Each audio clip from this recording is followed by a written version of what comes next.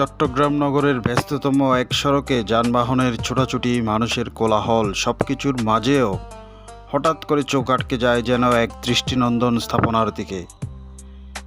চকবাজারের নবাব সিরাজউদ্দৌলা সড়কের পশ্চিম পাশে দাঁড়িয়ে থাকা সেই স্থাপনাটি যেন কালের সাক্ষী। বহু দূর থেকেই চোখে পড়ে রঙিন গম্বুজ আর সুউচ্চ মিনার। এটি চট্টগ্রামের ঐতিহ্যবাহী চন্দনপুরা মসজিদ, যা স্থানীয়দের কাছে চন্দনপুরা বড় মসজিদ বা তাজ মসজিদ নামেও পরিচিত। প্রায় ১.৫ শতাব্দীর ইতিহাস বুকে ধারণ করা এই মসজিদ শুধু ধর্মীয় এক উপাসনালয়ই নয়, এটি চট্টগ্রামের স্থাপত্য ঐতিহ্যের এক অনন্য নিদর্শন।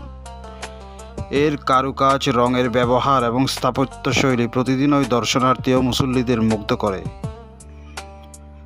চন্দনপুরা তাজ মসজিদের চারদিকে যেন রঙের উৎসব। স্থাপনার প্রতিটি অংশে ব্যবহার করা হয়েছে সবুজ, নীল, হলুদ, সাদা, গোলাপি বিভিন্ন উজ্জ্বল রঙের কারুকাজ, লতাপাতার নকশা, ফুলের অলঙ্করণ এবং সূক্ষ্ম কারুকাজ মসজিদের দেয়াল, সিঁড়ি ও মিনারে ফুটিয়ে তুলেছে অসাধারণ নান্দনিকতা।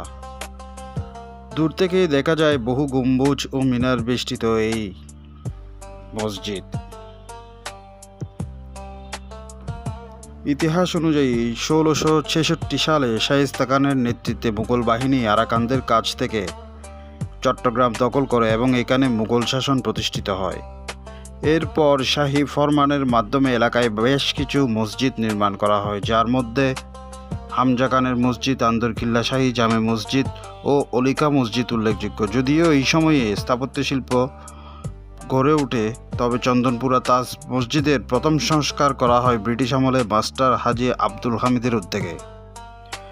১৮৭০ সালে স্থানীয় সমাজসেবক ও ঠিকাদার আব্দুল হামিদ মাস্টার মাটি ও চুন সুরকির দেয়াল এবং টিনের ছাদ দিয়ে এই মসজিদ নির্মাণ করেন। শুরুতে এর নাম ছিল হামিদিয়া তাজ মসজিদ। নির্মাণ কাজে লখনৌ, বোম্বে, বর্তমানে মুম্বাই যেটা বলা হয়, সেখান থেকে কারিগর ও স্থপতি আনা হয়েছিল বলে ইতিহাসবিদদের ধারণা।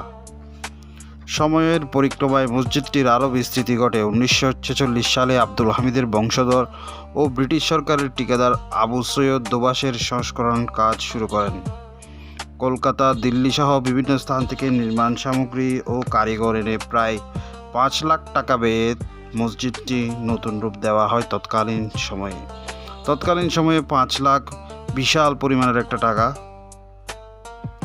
ব্রিটিশ আমলের শেষভাগে শুরু হওয়া এই সংস্কার কাজ শেষ হয় পাকিস্তান আমলের শুরুর দিকে, প্রায় ১৯৫০ থেকে ৫২ সালের মধ্যে।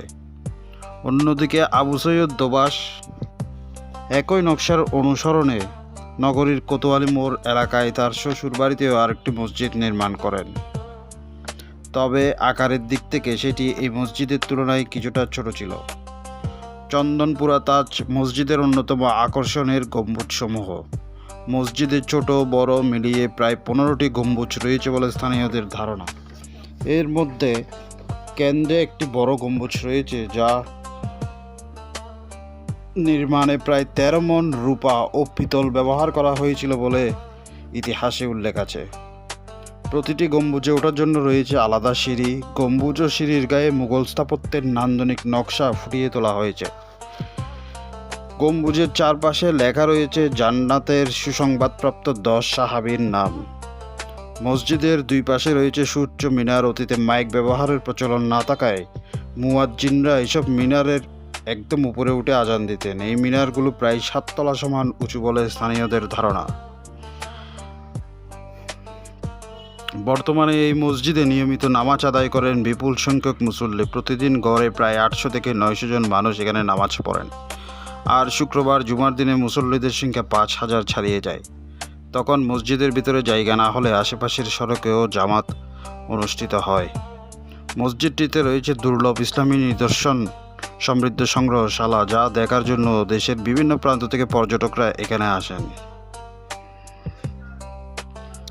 বন্ধুরা, এই অনন্য স্থাপত্য চট্টগ্রামের গৌরব, চট্টগ্রামের ঐতিহ্য। আপনাদেরকে এর ইতিহাসও বললাম। প্রায় ১৫০-২০০ বছরের পুরনো এই স্থাপনা এখনও মাথা উঁচু করে দাঁড়িয়ে আছে চট্টগ্রামের চকবাজারের চন্দনপুরা এলাকায়।